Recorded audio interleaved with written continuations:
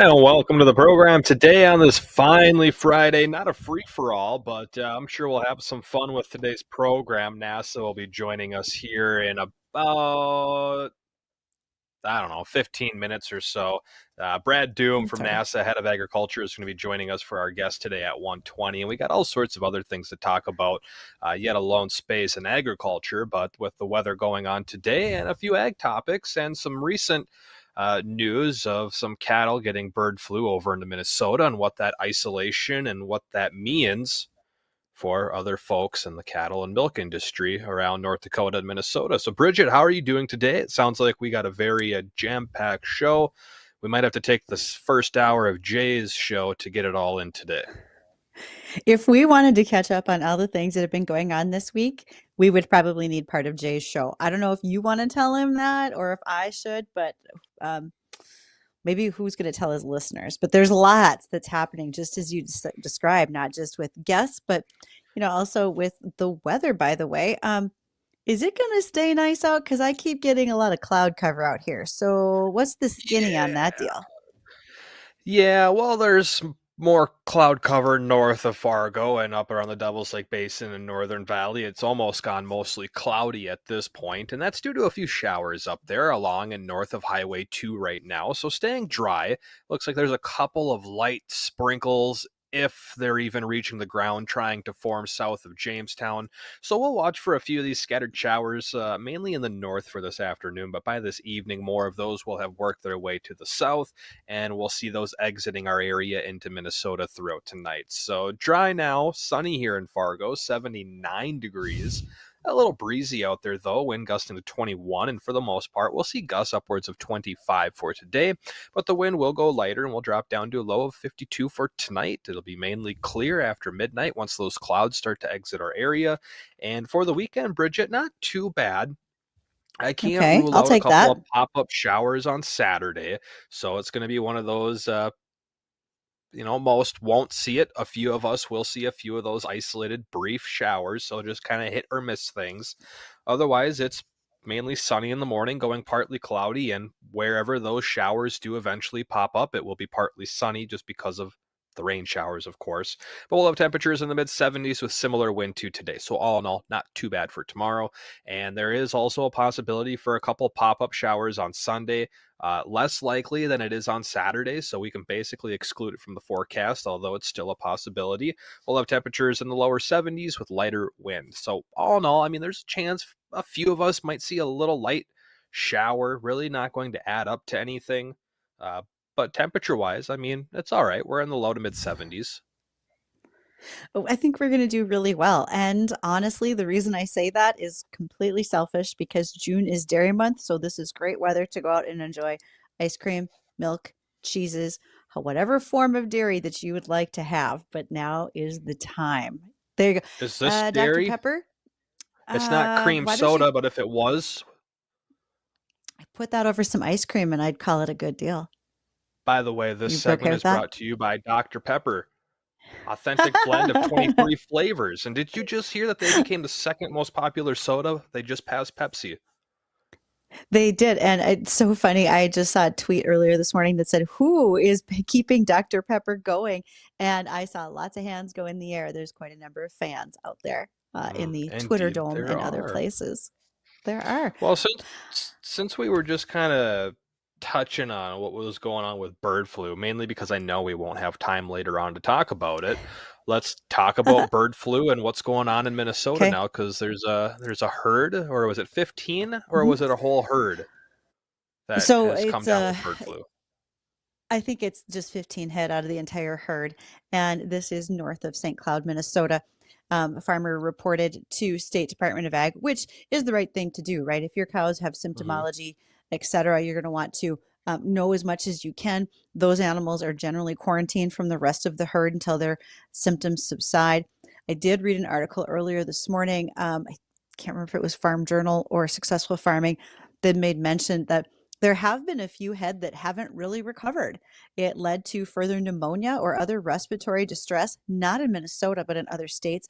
And then those animals did have to be euthanized because of, again, when you have an underlying symptom, things get worse. And that's what happens with viruses. Now, interestingly enough, just by chance, we're going to be visiting next week with Dr. Fred Gringer. And Dr. Gringer is with the American Association of Bovine Practitioners. And we want to talk about what's going on not only in dairy, what are the possibilities that we could see something like this happening in uh, beef cattle as well? Because we don't know that that would necessarily be the case. But also, bovine practitioners, also, veterinarians, will be able to tell us a little bit more in regards to if you have a cow that's pregnant right now, and when that calf is born, but she has had bird flu, is there any change there? Is there anything that should happen? So, looking forward to visiting with him next week. There's just a continual amount of information for us to stay on top of, and we're going to keep doing that right here whenever we get new folks to talk to share great Huh. ideas.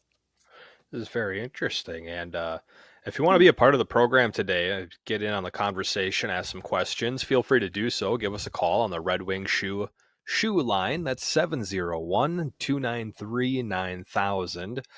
Or emails to the program, our weather or ag at flagfamily.com, as well as those comment boxes where we live stream each and almost every single day on Facebook, YouTube Live, and Acres TV. This was something I brought up to you last week, and we didn't Hmm. have enough time to get it answered, or maybe it was at the beginning of this week. But it was in concerns of bird flu getting in with dairy cattle and the milk having remnants of the virus, even though it gets pasteurized and it kills the virus off if it's still alive at that point. What would end up happening if this becomes more of a, say, a wider spread issue where it's not a localized area here, a localized area down in Texas, and this becomes a little Sure. more scattered and it puts more of that fear into dairy products and not wanting to consume them because you don't want to get the bird flu, even though that's not exactly how that works. People Hmm. might interpret it that way. So let's just assume that this becomes a little bit more of a scattered issue, and milk and dairy and ice cream kind of, the economy behind it starts to tank a little bit on there. And say 20% of people just kind of stop doing as much dairy as what they were. What does that mean for the market as a hypothetical speculatory thing? Okay, honestly, I don't know if dairy could go any lower than where it's already at. If you talk to any dairy farmer, they're certainly not in it for the dollar, so it must be the glory. And honestly, they're looking for as many ways as they can to keep their herd safe, to improve any of their product quality, and make sure that there are not any concerns to the general public. And so I think that's probably going to be best answered when we have Dr. Gringer on with us next week. Again, he's actually a veterinarian himself and has the ability to maybe give us a little more insight. Plus, by then, we'll have had more information about the herd that was most recently found in Minnesota to have some cattle in it that this was again a dairy herd that had some cattle in it that did get infected with bird flu. Maybe they'll have a little bit more of like a source. How did that happen? Funny enough, one of the ways that bird flu was identified in some of the southern states was that the barnyard cats, every dairy farm has cats around, right? And the Mhm. cats who ate the birds that died of bird flu then became carriers and sometimes would get water out of the water tanks that the cows drank from. And that was how the cows were getting the bird flu in some instances. So, a lot of interesting connections there and how that can happen. And again, these are all situations where it's a live virus, unlike in milk after pasteurization, even if they're finding fragments of the virus, they've already been killed off. So I'm looking forward to asking a number of questions of our vet friend when he joins us next week. I don't think this is a short discussion for many people, ongoing, because we've been talking about bird flu in commercial flocks, in backyard flocks, as well as in wildlife for 2 years now. So this isn't something that's just going to go out, happen quick and go away. We know that bird flu, like many viruses, can be long-standing, similar to the fact that we've had swine flu before, not only in the U.S., but especially in Asian countries. There's other things that have happened. This one just seems to be affecting us more closely. I haven't heard as many of the discussions overseas as what I've heard from here in the U.S. right now. So we'll get more information on that. Huh. Well, I think that will lead into an interesting guest next week then to get all those kind of questions revolving around bird flu, milk, and cattle and what it means for people in general. We got an interesting guest Absolutely. coming up here in our next segment. This is going to be Brad Doom. He's head of agriculture at NASA. And I wasn't even familiar that NASA had an agriculture program, but here we are. We find out that they do. So, Brad's Hmm. going to be joining us here in our next segment. And if you want to ask any questions, again, the Red Wing Shoe phone line is always open for you, 701 293 at 9000, or emails weather or ag at flagfamily.com, or the Dr. Pepper line. That is Bridgette's personal phone. You can message her all your Yes, questions you as can. well if you're lucky enough to have her number. So we're going to take a quick moment here, get caught up with the American Ag Network, and we get back, we'll be joined with Brad Doom, head of agriculture at NASA. So stay tuned. We'll be right back.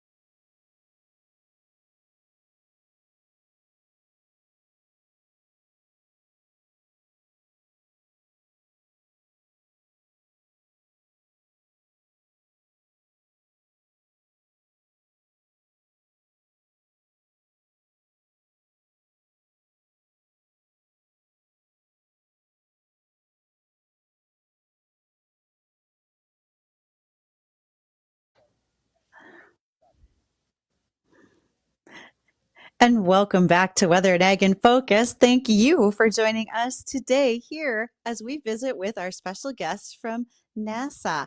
Brad Doom is joining us. And don't forget as well that next week we're going to have more updates on our Here We Grow project. We are custom farming 20 acres of corn north of Glendon, Minnesota. And it hasn't been sprayed yet for any weeds, but I'll find out more by next week as to what's going on out there so we get a chance to visit about it. Thank you to Pivot Bio for being one of our sponsors of our Here We Grow project. They're actually hosting a lunch next Wednesday at 11:30 during Ag Tech Week out at Grand Farm, and also to Foltz Buildings. When you think of great buildings to put up, Foltz is one for your farm. Don't forget to check them out as you consider your next building projects.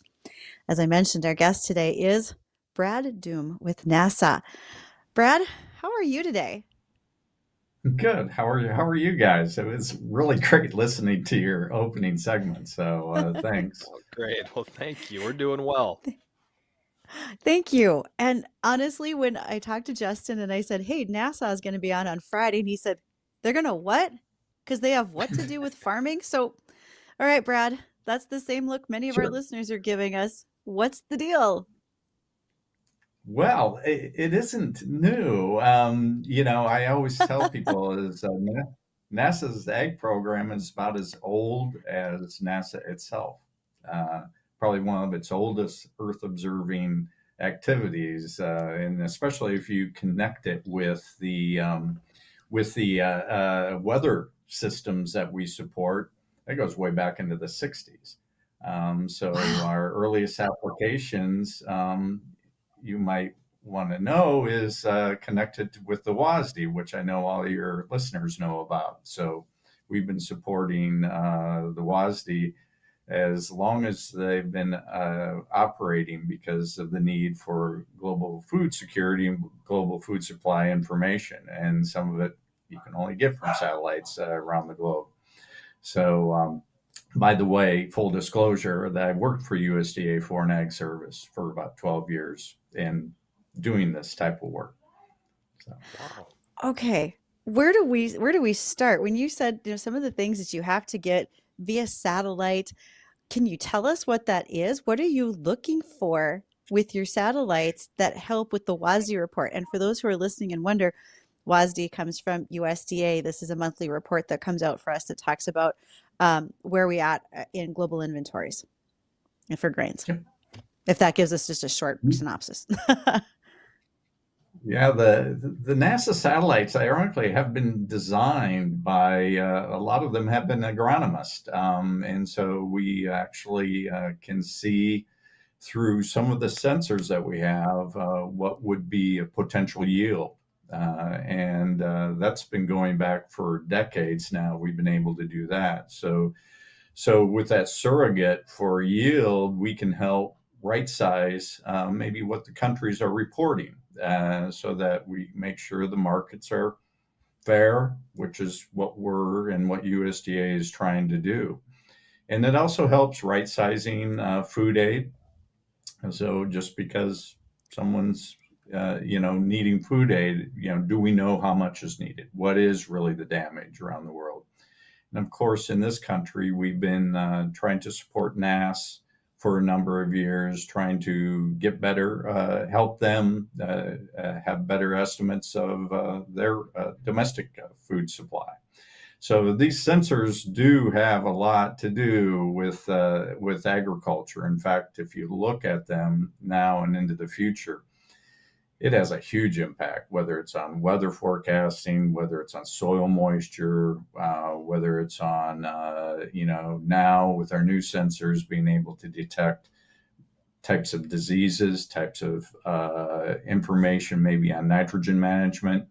So we are really it is interesting. Most people don't know that their space program has an ag program, but that's one of the reasons we're out there trying to make this message a little bit clearer, and so people have more chance to input. Wow. I Okay. had no I thought, idea. yeah, when I have people ask about autonomy with tractors, that's usually as far as the satellite discussion that I know of. But you're talking about being able to use the satellites to even judge or disease pressure in certain areas. So is that very specific to crop? Is it easier to see in a wheat crop versus a corn crop, or what might that look like, Brad? Well, yeah, it certainly depends on the crop, and I think one of the things that our newer sensors, whereas in the past, okay, we hit the big commodities pretty well. You hit the corn, soybeans, you can do rice, and of course wheat. Now, the demand by the farming community and the agriculture community is saying, no, we have to do better than that. And now our sensors are able to help distinguish crops more accurately. Maybe we need to assess cover cropping more accurately. What types of cover crops are needed and what are doing well? One of the things we're being asked to do is, can we really assess whether climate smart ag practices are actually supporting and working well? And so we can, one of the big values that NASA has is we can sort of integrate that data. So it's just not one satellite telling you everything. That's a myth. It's multiple satellites, and it has to have a lot of farmer support and input, because they're the ground truth. They're the experts on the ground. So when you get that flow going in between the satellites, what's going on the ground, you can then do some assessments. For instance, there's a lot of talk about in-season forecasts, better forecasts in general. Well, NASA has a program that's working directly with the National Weather Service, to help integrate this data into their models, into other models, to help us do a better job of that prediction. We've been supporting the drought monitor, as I'm sure Hmm. you know about the drought Very aware of. monitor as long as the drought monitor has been in existence. And we hear that message of, okay, quit telling us that we're in drought. Tell us when we're coming out of drought. Tell us when we're going into drought. Yeah. And then Forget it, you Yeah. it's got really dry. good value. Yeah, and what's ironic about that message is that it's not, the models aren't the problem.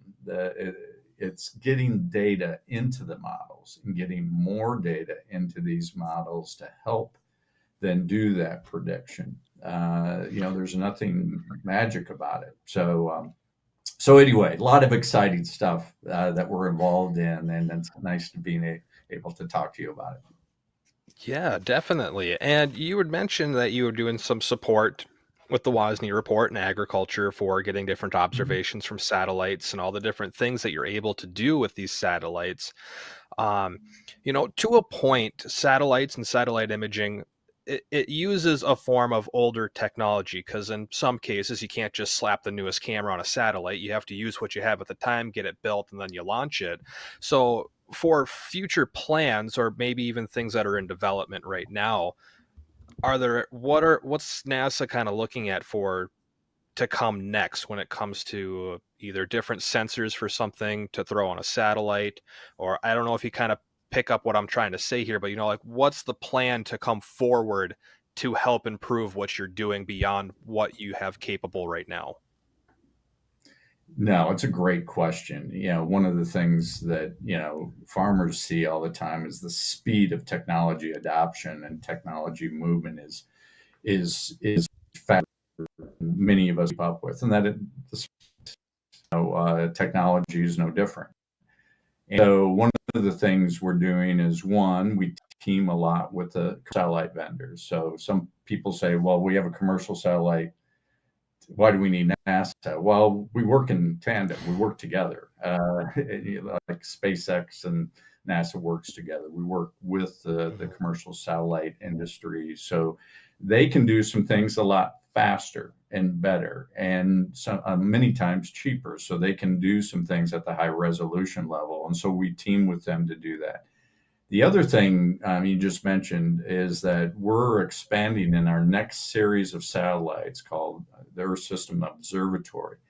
We're going to have a satellite up there that, one, can measure not just, say, the 8 or 9 bands of different types of information that, say, our Landsat, our current systems have.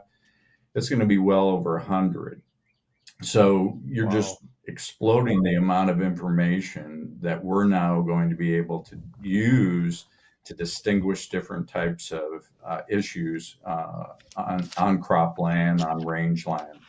And this includes, soil moisture, water content, water demand, even things like precipitation and snow. As you and Mm. your listeners know, that springtime can be pretty tense. By the way, I'm from South Dakota, so I I hear the same issues from home. But so understanding not only the snow cover, what's the snow water in that snow? How fast is it going to melt? what's the soil moisture, because that's going to have a big impact on flooding, especially in, our parts of the country that, you know, likes to pool all that water. And so getting all that information together in our newer satellites is going to do a really nice job of improving our ability to predict then if this is going to be a nasty planting season or is it going to be a nice soaking, wonderful planting season. So a lot of exciting things in the future that we want to work with the farming community to implement. Wow, that's very fascinating, interesting. And I know we got a lot more questions here, but we got to catch up with bottom of the Yeah. hour news. If anyone wants to call in with a question for Brad, he's again the head of agriculture at NASA. Feel free to do so. Give us a call on the Red Wing Shoe phone line. That's 701-293-9000, or email weatherorag@flagfamily.com. We still got lots of questions, so stay tuned. We'll be right back.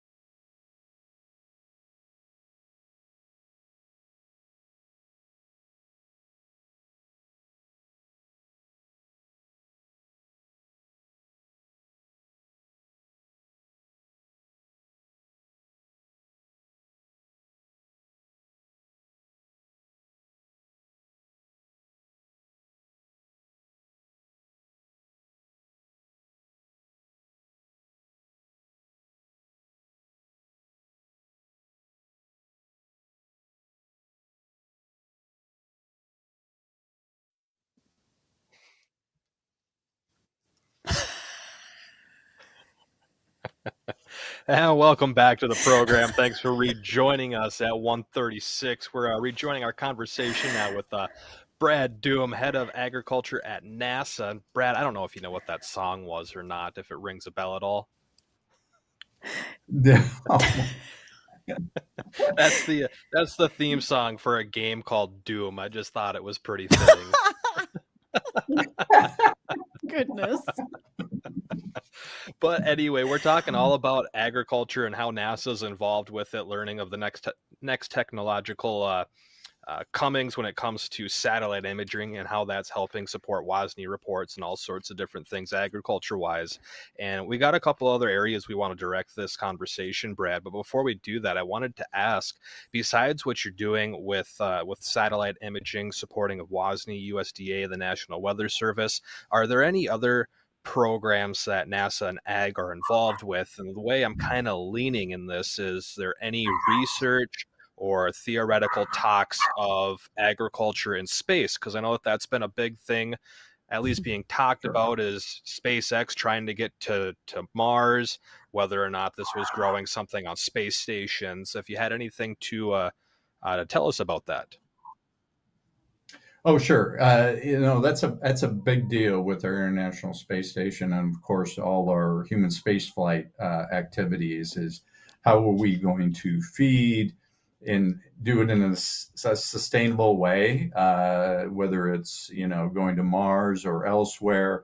And so that there's active research and has been going on for years, and they team with USDA Agriculture Research Service on this, and they actually have what's called a veggie lab down at Kennedy Space Station, and we toured that just a year and a half ago at Commodity Classic. So we brought our agriculture partners to Kennedy Space Station, and we toured that. And so they're trying to figure out how to do that. And it's really interesting because there's a lot of feedback to the agriculture community. How do you do this with low energy? How do you do this sustainably for a long period of time? So we learn a lot. And one of the astronauts I just heard this quote just recently too, and she said it was much more than just sustenance, and that's important, obviously. Mm-hmm. But there was also like this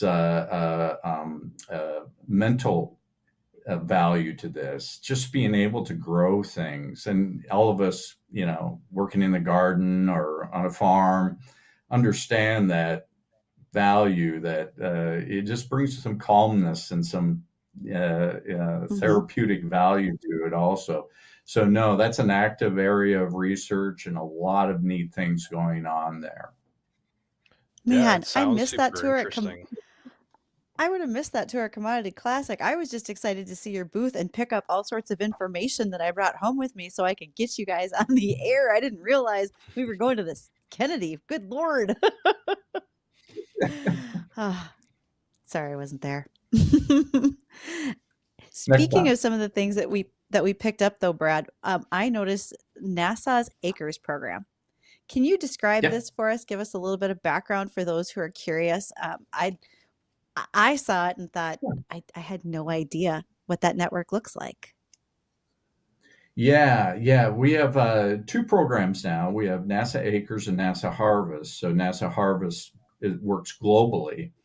So they're trying to work, with a lot of our international and global partners. And NASA Acres, we just developed because we said, we needed just a focus effort just on domestic agriculture. And so the purpose of these, and I think the viewers and we all understand is, we can only do so much by putting out, grants and research grants. And we really need to have partnerships with not only the researchers, but also the farming community. That could be farmers themselves, it could be the land grant universities, it could be industry like John Deere or whoever. And so those consortia are set up to really bridge and to be able to go out and really, and that's one of my tasks, is to go reach back into NASA and all the research that's going on. And there's tons of it related to agriculture, just an enormous amount of. But going back and saying, okay, what's needed, what can Mhm. be sustained, what can we really implement? Is this something 10 years down the road, or is this something we can implement now? So NASA Acres and NASA Harvest are really designed to do that, to really establish these hard partnerships. So that's why you see NASA Acres, that network of partners, largely land grant universities, but also with users through those land grant universities. And and the other part of NASA Acres, which I think is really cool, is they also have a workforce development part of this. So, if we develop these capabilities, are we bringing along, the FFAers and the 4-Hers and in the community, in the rural community, along with this? Because we know that's where we want the solutions to take hold. We want that to be in the local rural communities or through the land grants or whatever works. And so we're trying to sort of touch all aspects of it and then partner to have them drive this. The other part of this is also, how do we, in a way that's responsible, share data with Mhm. or have farmers be able to share data with us, because we know that's a big bottleneck in using satellite data is, we need that precise type of information, and farmers want us to use their information and not just have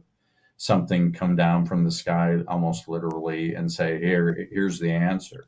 So how are we tying farmer information to this satellite data? So they're working on these different components of the community and the connections. But Brad, the amount of data that has to flow within these projects that you're doing with NASA must be massive. And you mentioned bringing the youth in. How many people can we send you for internships? You looking to recruit? I mean, good Oh Lord. wow! Well, yeah, we need more people who have agriculture backgrounds working on these solutions. So that's part of this workforce development idea is, how do we get that expertise working on these solutions ground up from the beginning, from the research and all the way into the applied research and the development. And so that is a big, big part of we see as a need going into the future, because it isn't going to happen just out of some big computer somewhere. It's going to happen on the ground by these experts. And with the computing capabilities that are really expanding rapidly, they're going to be able to do some really neat things also. So part of it, we're going to bring training into this a lot more in front of a lot of our applications or alongside of our applications, so that we can sort of bring the workforce along with us, and so they can pick it up and they can take it. I've always said, we do great research at NASA, wonderful research, but until you see, in my instance, a farmer or a user of this data that Mhm. really uses it, they're going to see things and do things with this data that we haven't even thought of at NASA. And so the faster we can get this information into their hands, into the rural workforce hands, the better. And then we're going to see all these light bulbs go off and go, okay, we can use it this way, we can use it this way. And they can also come back and say, you can't use it this way. Maybe we thought we could use it a certain way, Yeah. and you say, no, you can't do that. So it's a neat way. And then thanks for bringing up NASA Acres. They're really our workhorse and making the connections between the user community and the NASA research. There you go, Bridget. Looks like you got another part-time opportunity right there. Right. I just need 72 hours in my day and I got this deal covered. No problem. We'll give you a fifth job and we'll call it a day. How about that? Great. I can't wait. Thanks. Brad, you got another thing that we wanted to bring up today, and that's NASA's Globe Citizen Camp. What can you tell me about that? The Globe Citizen Camp, yeah, that's Camp. our part of our camp, right? That is part of our training and workforce development, capacity building. We sort of name that. Mhm. One of the things that you many people don't realize, in fact, it was kind of hidden for me until I actually started working at NASA. NASA, has a priority on education, and really whether it's through the STEM programs and also these programs like Globe, or our own workforce development programs. That's a key part of our mission, overall NASA mission, is bringing the youth, bringing the community together, training them, having them understand this technology. And so those Globe camps, and we have a lot of different training capabilities, including things we call RSET, sorry for the acronym, but basically a webinar series that instructors, can be undergrad or high school, can use these webinars to use for their students, or themselves. And that's just expanding and growing. So Globe is one of those that has a lot of support globally, and working with citizens, having them get involved with using the data, having them get along collecting ground data that we can integrate. Okay. And that sort of makes the connection between users, and it could be agronomist, and they know exactly what's going on the ground, and then they see the relationship between the observations from space, what's going on the ground, and ultimately they can provide us a lot of great feedback. Yeah. This is okay. There are so many things here. I had no idea. And I really hope that people who are listening want to go and check out your website. It wasn't hard to find.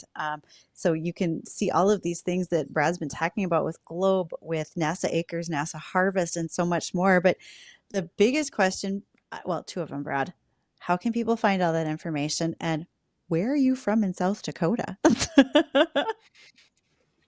Okay,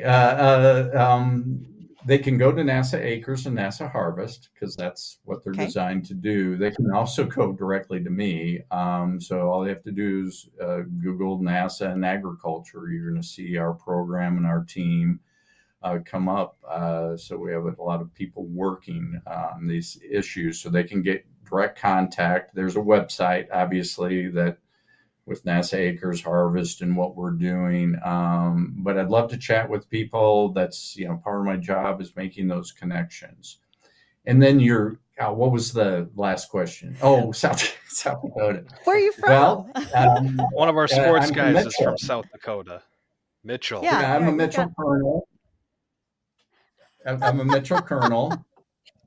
Uh, that's so, uh, awesome. um, and yeah, from the world's only corn palace. And I did my undergrad work in Rapid City at School of Mines, and that's where I'm from. My dad, you were talking dairy, and I was really interested. I grew up. My dad was a milk hauler, so Oh, we yes. hauled milk to Land O'Lakes for a good part of his career, and then feed and so forth. So yeah, I'm from from farm country, pheasant country in South Dakota. So it's neat having this job and being able to connect back to some of the folks that I grew up with. Well, that's right. And, those of us who are raised in this region got to keep track of each other. So, That's as I, right. as There's those not on a the, lot of as us, those on right? the, that's right. And as everybody on the live stream watches me point to all my NDSU things in the background. Yeah. So, all right. Yeah. Anytime Bridgette can flex on someone from South Dakota would just go like this, Right and there. Yeah. Those are fighting words. Yeah, it's great. Isn't it so great though? It's all these events or sporting events are on national TV now. That's so Mhm. fun, because now we Mhm. It can is see so fun. South Dakota State. Not And North great Dakota's teams. fine too. Great teams, great people, and you're one of them. So, Brad Doom, thank you for joining us today from NASA to talk about agriculture. Okay, folks, nobody leave because we still have headlines and we got to cover the weather. So, we'll be right back.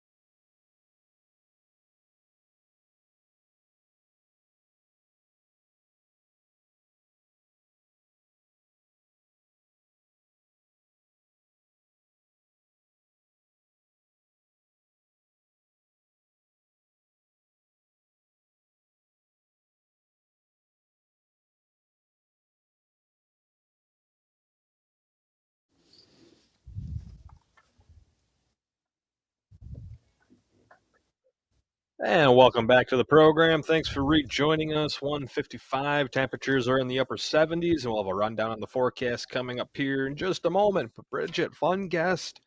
Who would have guessed NASA and agriculture were so closely related? And we're speaking of our guest that just joined us on our last two segments, Yes, Brad Doom. What a great name.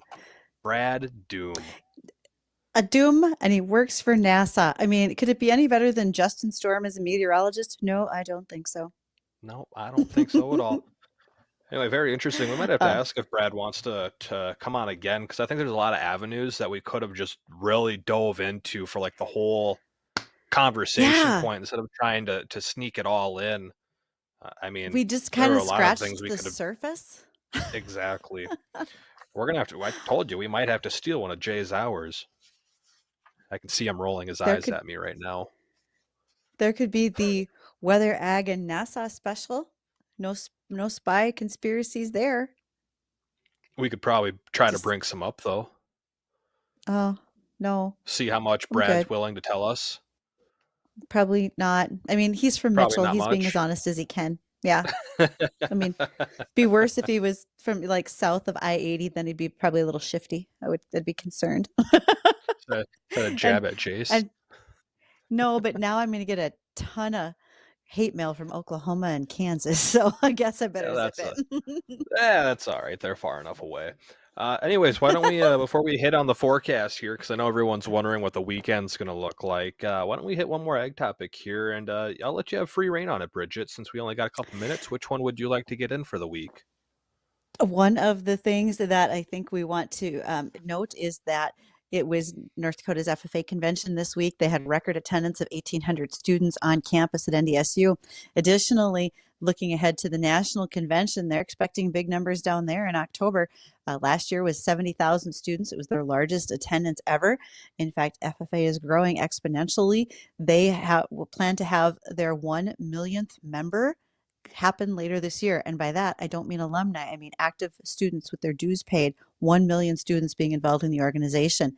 And some of the state associations realize they want to do all they can to get FFA members to the workforce, just like our guest Brad was talking about, making sure we get qualified people working those jobs. And so, for example, the state of Illinois, they have set aside $550,000 in their budget to pay for FFA dues for every student involved in an ag education class. So bringing them Wow. forward, giving them jobs. Way cool. Right on. Well, as for your weekend forecast, here's what you can expect. Mid 70s on Saturday. It's partly cloudy, a little breezy, and also a couple of pop up showers throughout the afternoon. And for your Sunday, we'll cool things down a little bit to the lower 70s. For the most part, partly cloudy, lighter winds, and again, a pop up shower is possible, but not as likely as Saturday. And again, Saturday's pop up chance is really just a hit or miss, light, brief shower. So we got a full rundown on the forecast coming up with the Jay Thomas Show here in a few moments. We'll look forward to seeing you back here on Monday, 1 to 2 o'clock in the afternoon. The Jay Thomas Show is coming up next.